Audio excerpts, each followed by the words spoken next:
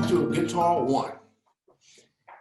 This lesson is for beginners, people who have never played guitar before, or people that don't know anything about the guitar. Of course, you have some people that are very talented. They can play the guitar and they have no idea what they're doing,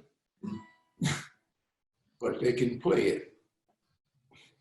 And I've had some students like that come and they tell me, say, I can play, I've been playing for years, but I don't know what I'm doing. I want to learn what I'm doing. So we might have some students like that that can play, but don't know what they're doing. And they want to learn what they are doing. But the lucky ones don't know anything about it and don't know how to play it, so they don't have any bad habits they got to break before they can learn, get new habits. Okay.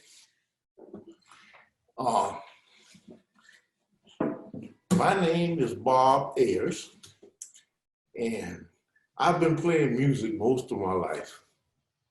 My main instrument is the keyboards, piano, organ, anything with a keyboard on it. I've been playing since I was, about 8 years old. My mother sent me the piano lessons, and I had to go through the park to get there. And in the park, they were playing baseball and basketball and stuff. So a lot of times I didn't make it to piano lessons. I got delayed and ended up playing basketball, football, baseball or something, and didn't get to the lessons. But I got there enough to get myself started. But this lesson is not about me. I just want to give you a little background. And I started my first band when I was in 10th grade. I put a band together, and I was raised up in South Carolina, a small town, and in that town they didn't have too much to offer as far as music was concerned. So when I started the band with people that didn't know how to play. So I had to teach them the little bit that I knew, and we kind of put it together and struggled through to make the band play. And we did some gigs there around South Carolina and so on and so. Anyway, I finished high school. I went to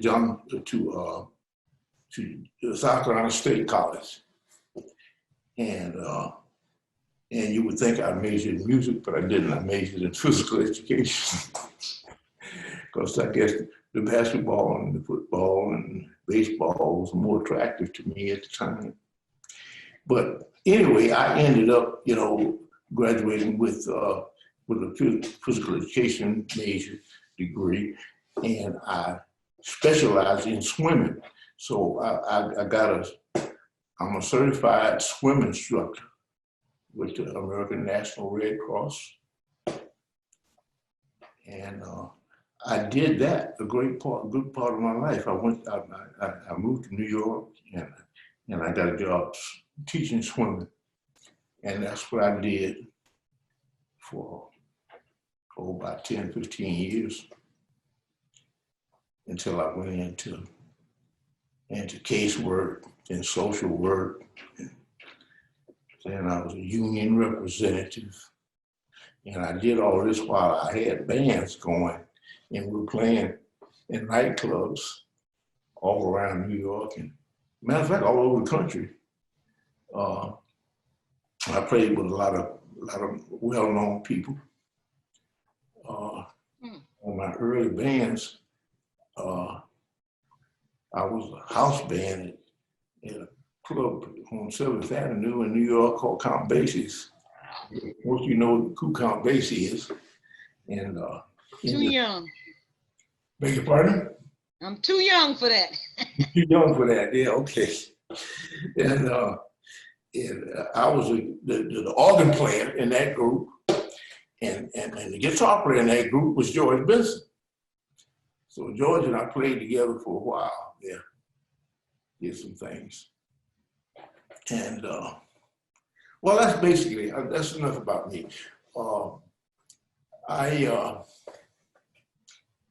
This class is like a beginner's guitar class. Okay. And I don't do too much of my playing on the guitar. Most of my playing is on the keyboards. So whatever you practice, that's what you are, that's what you learn. So I would call myself a keyboard player. I wouldn't call myself a guitar player because I don't do it that much. And the reason I ended up learning to play guitar is because back with my first band where I had to teach the instrument to the guys in the band, I kind of carried that on the rest of my life. So every time the band had to learn a new song or you know, I had to be able to show the guitar player what to do. So that got me into doing that. And not only that, I had the bass player, I had to teach him. So a band leader's got to know something about just about every instrument that he's dealing with. And if he knows that instrument well enough, he can teach others.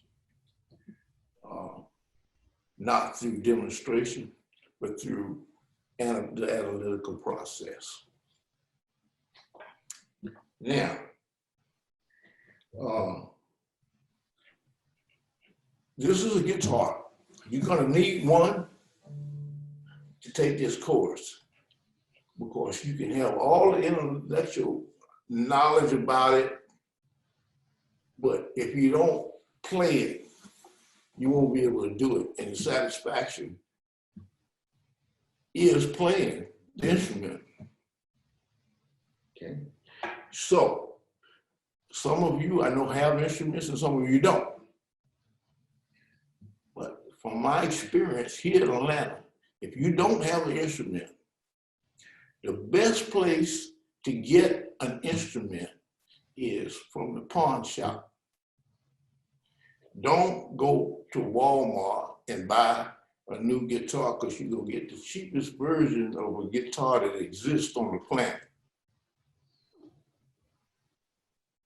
And it's gonna cost you in the vicinity of $100.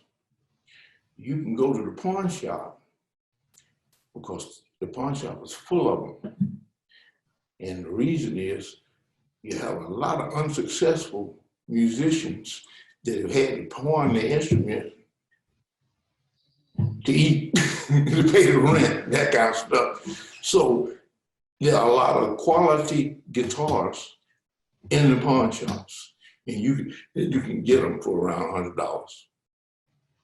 Okay, so if you don't have a guitar, I recommend you go to these pawn shops. Look at it. The thing you're going to look for is just turn it over and look at this back. This whole back of this guitar is the soundboard. This is where all your sound is amplified so you can hear it. And it's made of a special wood, a special thickness, so it vibrates just right.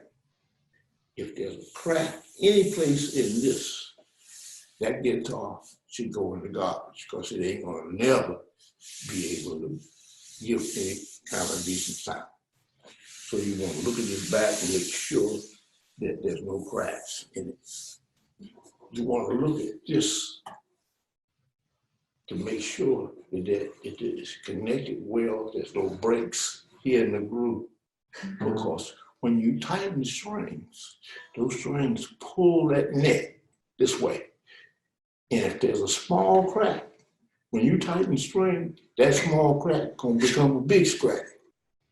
And it's gonna keep on, and it's gonna finally just break off. So these are two things you wanna look for. You wanna make sure that the bridge is glued down properly. This is the bridge. Look at it and make sure it's no breaks in it. It's attached from here. Okay. Well, those are some of the things you want to look for in purchasing a guitar. Any questions about that? Show me that bridge again, that bridge part again, please. This. Okay. The strings are attached here. Mm-hmm. So they're pulling on this. And if that has separated any, it's just a matter of time before it's going to pull off. So you want to make sure that that's glued down. There's no cracks in that. Okay? And those are basically the things you want to look for. Yamaha, my phone, I need to turn it off.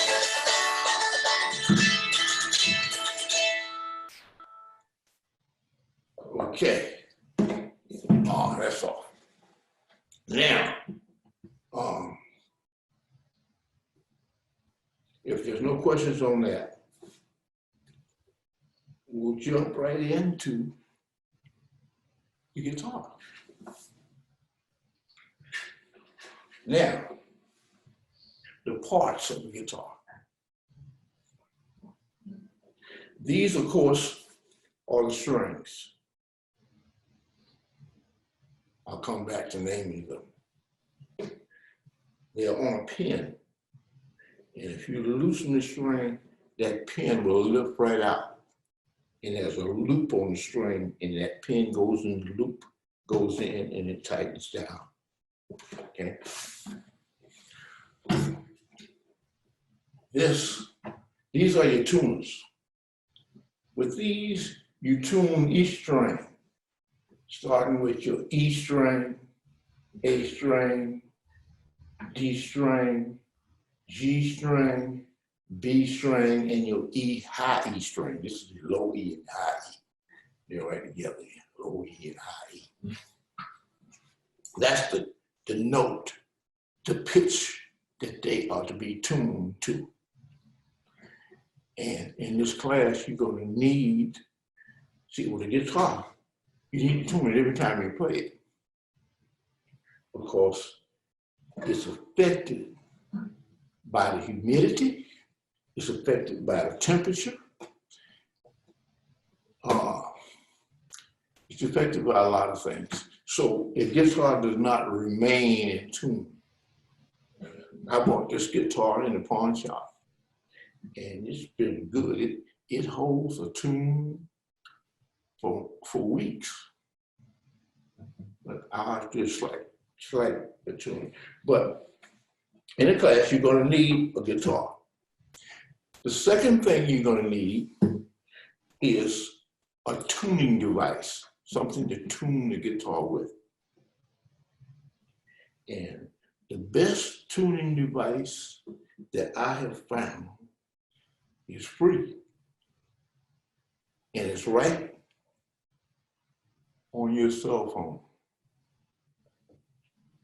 It's called Guitar Tuner.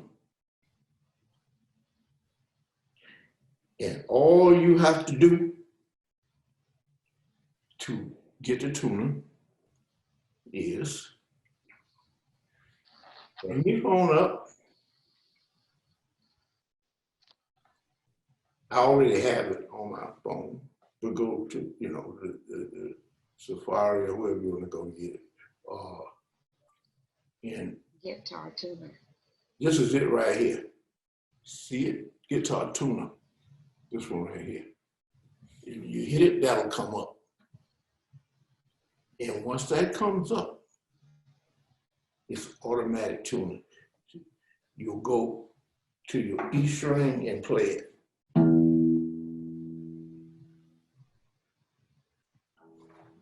Okay, I'm gonna try to hold this phone so you can see what happens. You see this little digit here? When that's in the middle, it's tuned.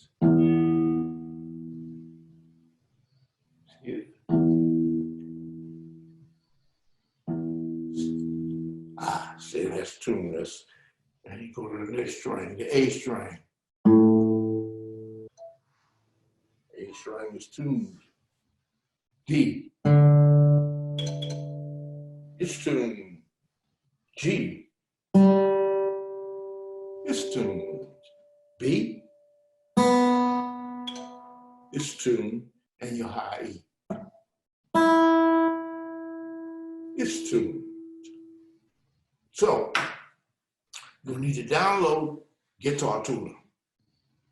And when you get it, download it and go to turn it on and go to Guitar, you will see just what you need to do. Just what I just did.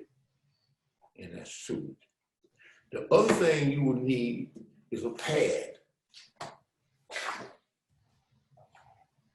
Any kind of pad that you can take notes on. Because we're going to be dealing with a lot of information. And you are not going to be able to remember it. And if you write it down, and you get to go over it and review it, and do it, and ask questions about it, you will get it. But if you don't have it written down, you can say, what did he say? You know, you're going to have to take notes in this class. Two things you're going to have to do. You have to take notes, and you're going to have to practice. Of course, you can sit here and listen to me tell you all about this guitar and what to do, but you will only learn to do it when you start to do it. Okay? Okay. And the more you do it, the quicker and the more profound you will learn.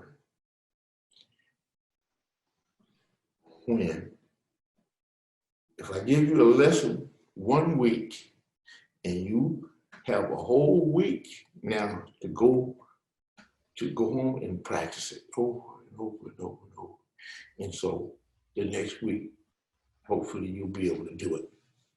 I don't know, just in the classroom, I would have people just play the homework. Maybe we'll do that here too. We'll see how that works, because this is new to me. I've never taught online before. I've always had students in front of me. And I taught swimming for years, and with children, and you show them, and then they do it. And when they do it, then you know they got it. You move to the next thing. Okay? But with this, we're dealing with seniors to start with. And when we get to be seniors, we don't learn as fast as they learn and stuff just like that. But we learn a little slower, you know. But you see, they learn fast because they got to go out and present it, what they've learned to the world. And the quicker they present it, the more beneficial it's going to be for them. You know, financially, emotionally, psychologically, in every kind of way. But for us, mostly, we learn this because it's something we want to do. We want to use our time on something that we enjoy doing, constructive.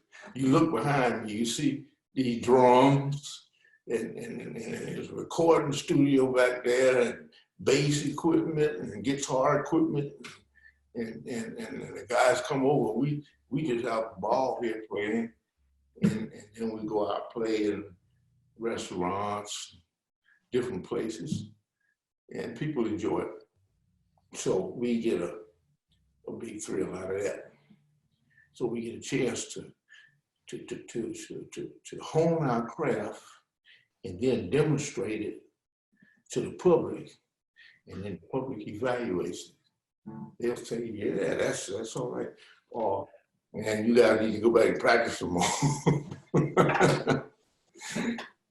But I've been doing this a long time.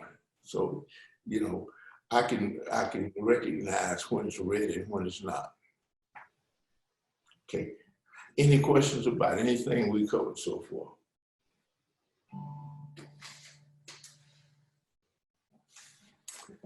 Okay.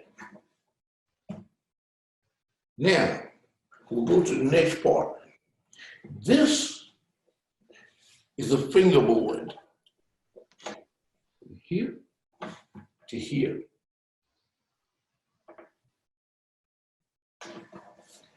And these lines going across that fingerboard are called frets.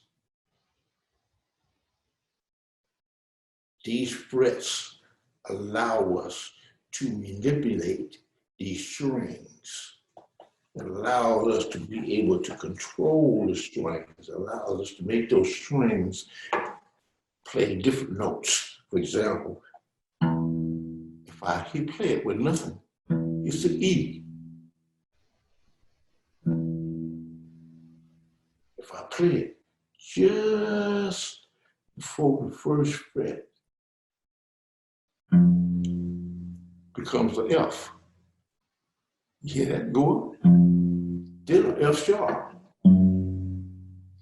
Then a G. Then a G sharp. Now I played the first position on the guitar on the E string.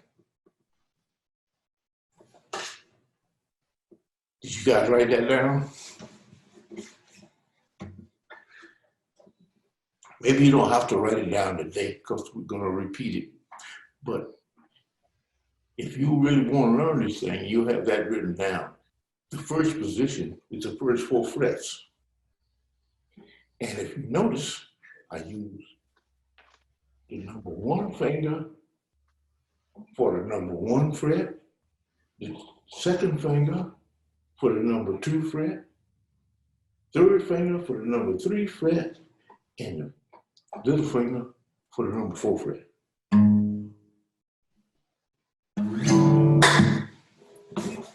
Got that? Do you have to have long fingers to do all that? No. Okay. A guitar players got very short fingers. I played with a guy, a blues player. His name was Larry Dale. And he had very short fingers. And he could play that blues, man. You know? It has to, you see, it has to do with practice. If you got a finger, you can play, regardless of how short it is, or how long it is. What does get in the way sometimes with women are long fingernails. Oh. But they generally find a way to work around it. And if they can't work around it, they decide what's more important, the fingernails or being able to play the guitar. If they decide they can't do it with the fingernails and the guitar is important, they cut the fingernails off. But most of them find a way to work around it. Okay. Now, we just went with 1 string. That same thing applies to all these strings. So the first position is the first 4 frets. That you gotta lock into your brain and remember it automatically. The first 4 frets. The first 4 frets on the E string, the first 4 frets on the A string, first 4 frets on the D string, first 4 frets on the G string, first 4 frets on the B string, and the first 4 frets on the high E string. But you only gotta learn, there's 6 strings here, but you only gotta learn 5 because you got 2 E strings and they're the same notes. One is just 2 octaves higher than this one. I don't get no question on that. I just used the word octave. All of you guys know what an octave is?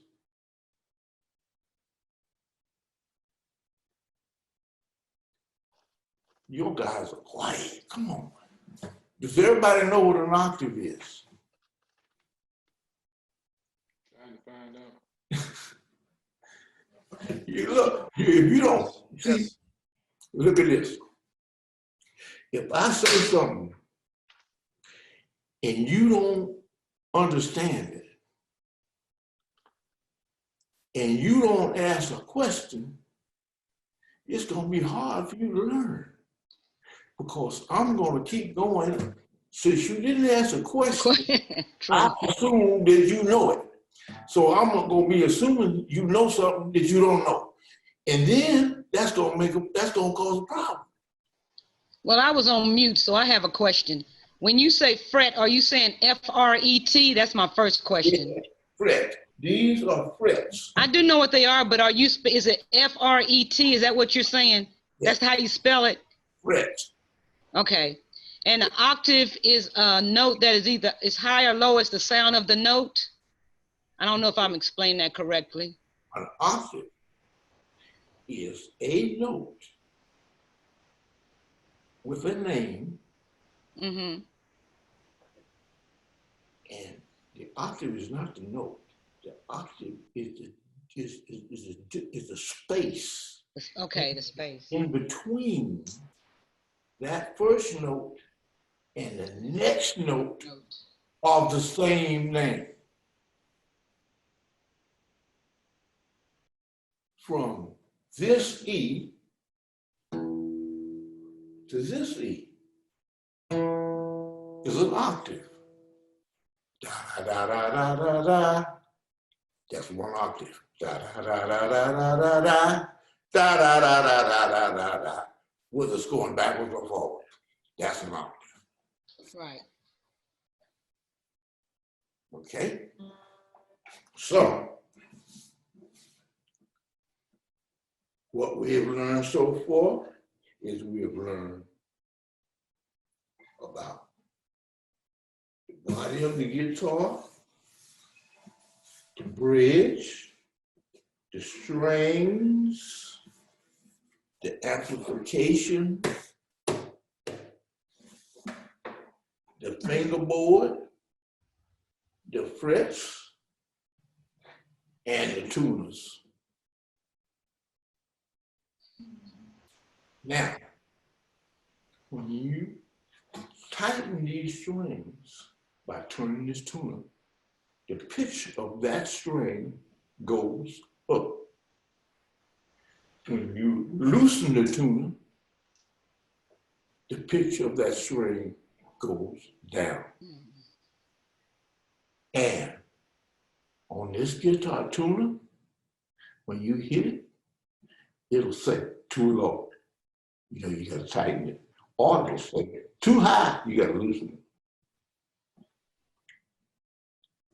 Okay?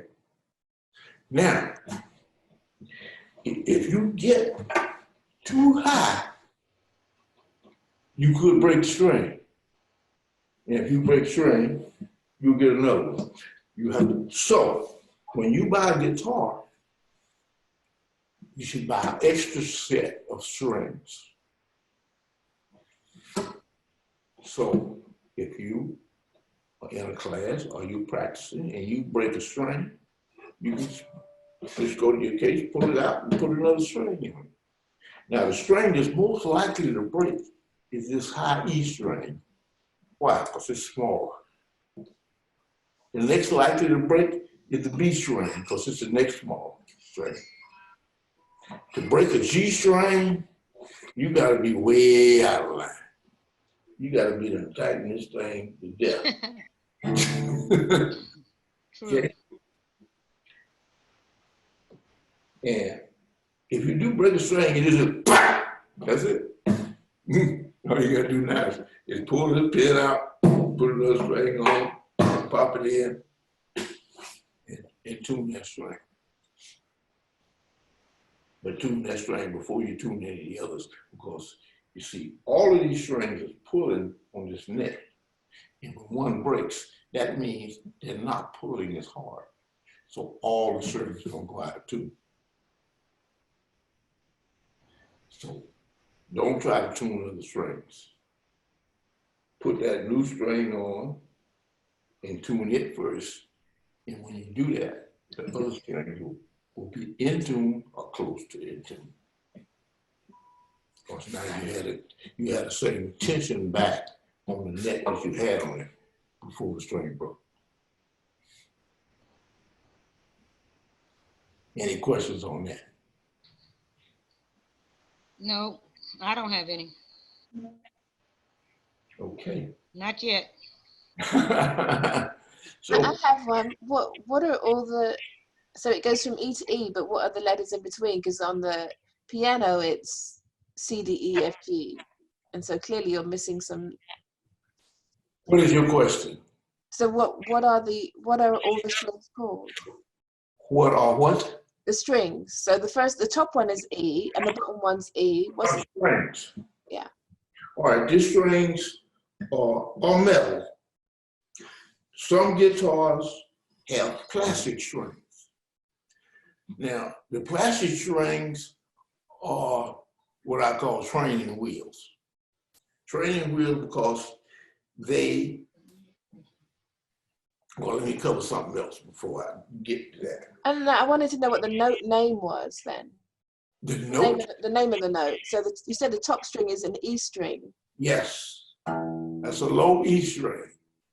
The next string is an A string. The next string is a D string. The next string is a G string. The next string is a B string. And the last string is a high E string. So you got 2 E strings. Okay? But your question reminded me to talk about what the strings are made out of.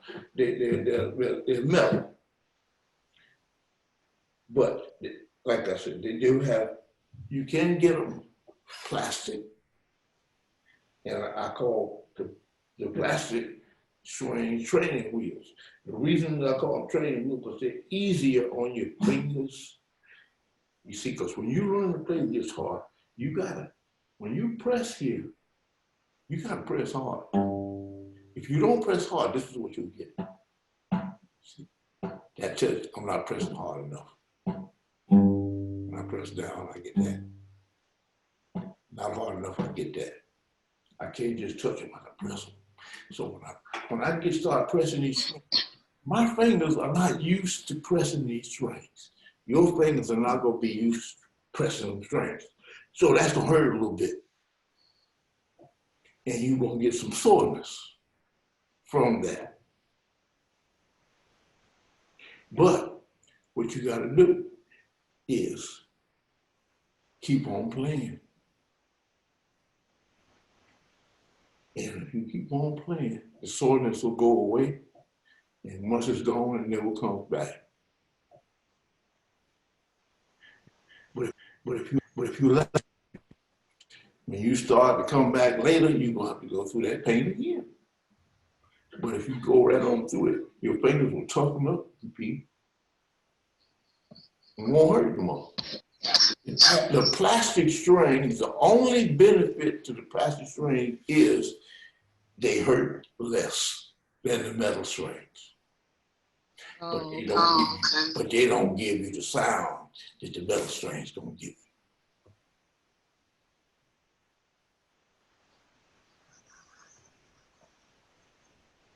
Okay? All right. Any questions on that?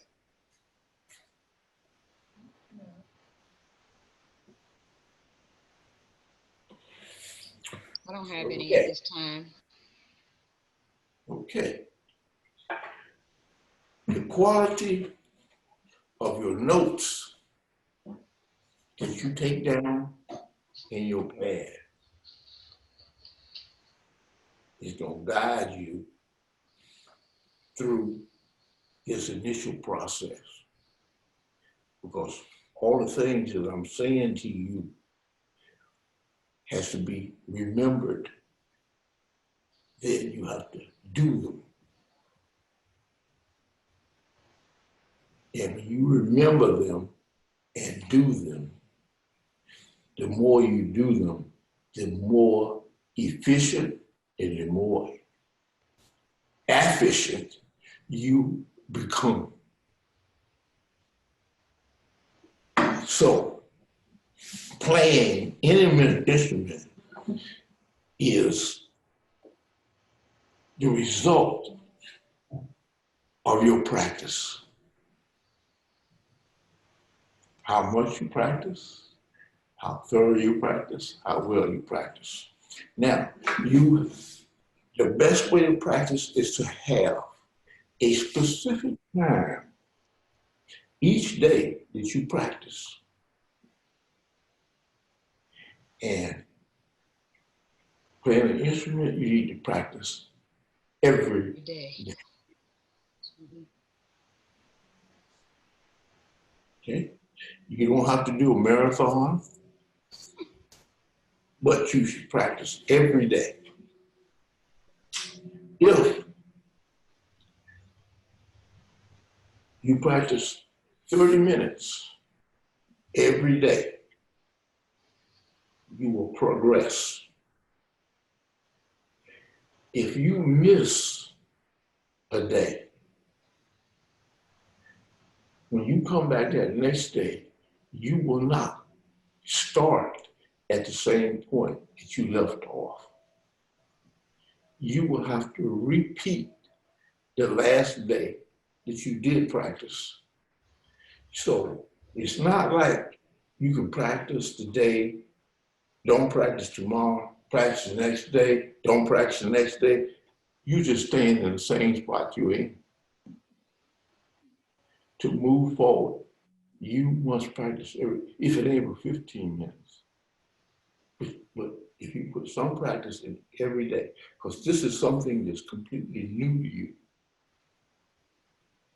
And in order to possess it, make it your own, you gotta do it with consistency, persistency,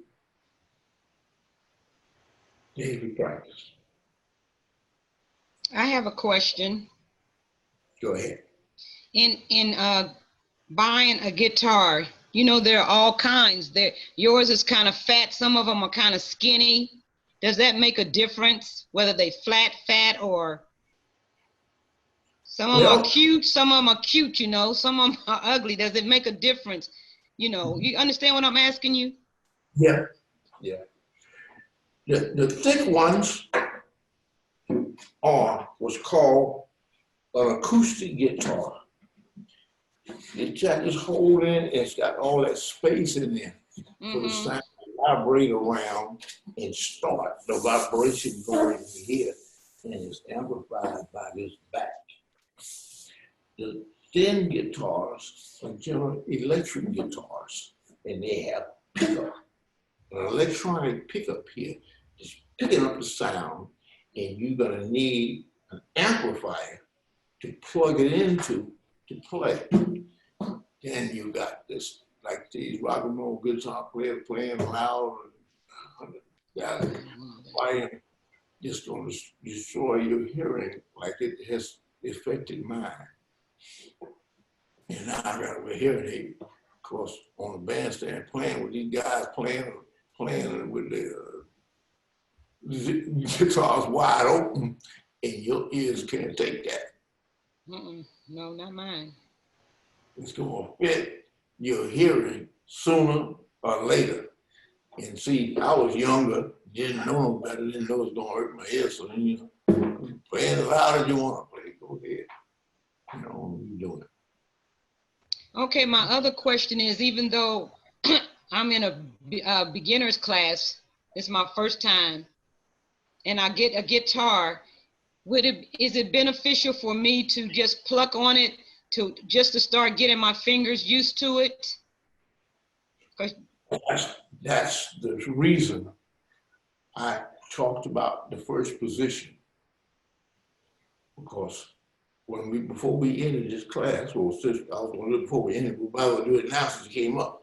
Your homework from now to next week is to be able to play that first position at least on one string. And if you can get to all 6 of them, good. Like,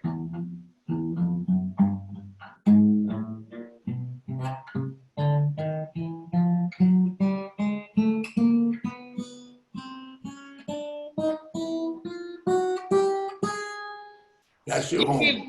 Wow, you give that kind of homework already? Yeah. Okay. You want to play guitar, don't you?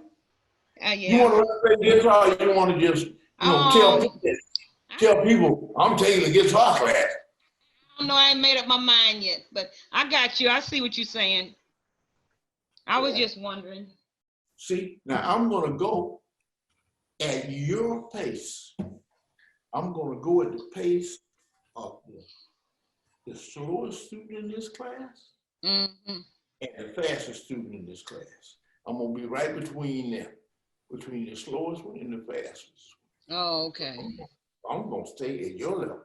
It don't make no sense to me to go beyond where you are, because now you're not learning anything, and I'm wasting my time. All right. I got to stay where you are. Okay. So you determine how fast or how slow you can learn this guitar. I played it fast, but this is what.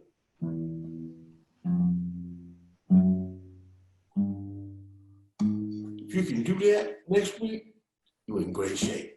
If you can do this,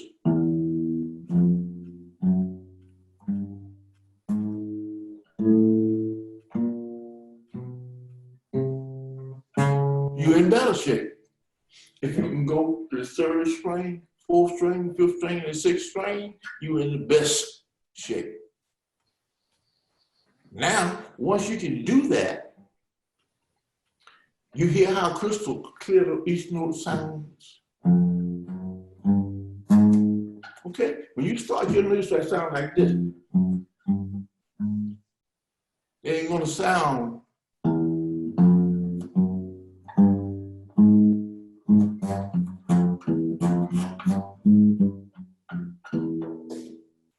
it'll take you a while to get there.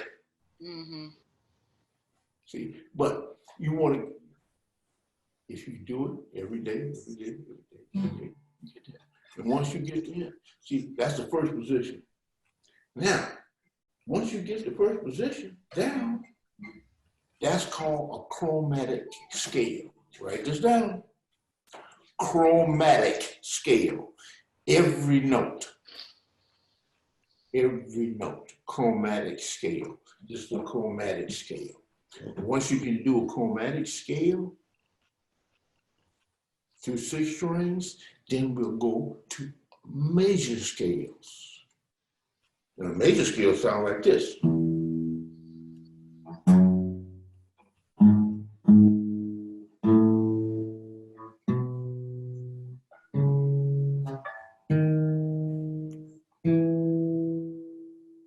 E.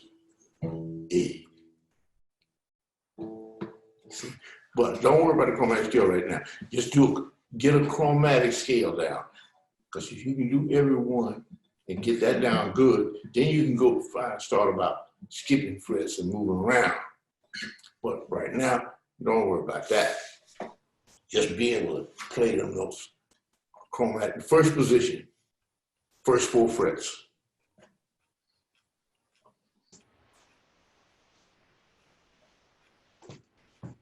Okay? Okay. And that's as far as I want to go today. Because, this is your first lesson, you're just beginning. And if you get too much, you get too discouraging. But that's as far as I want you to go.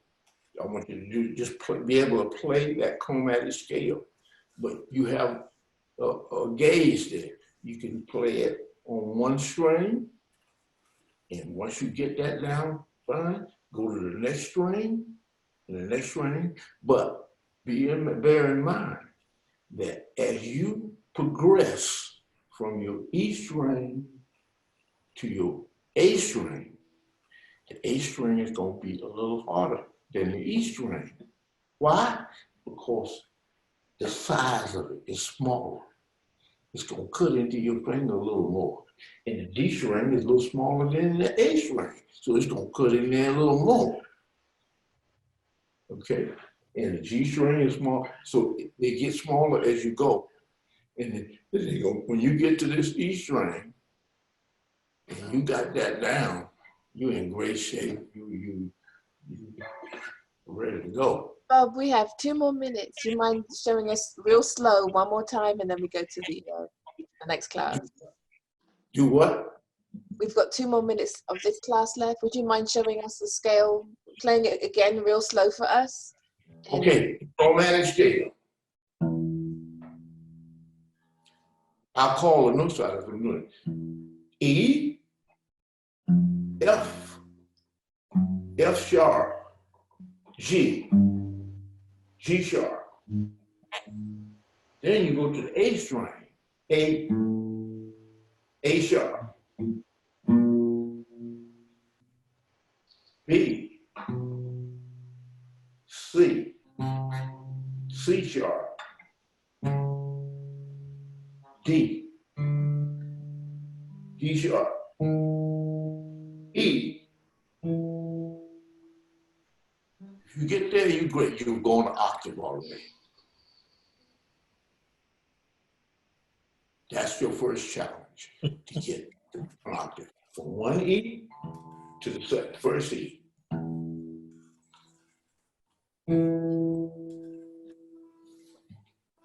Okay? All right. Thank you.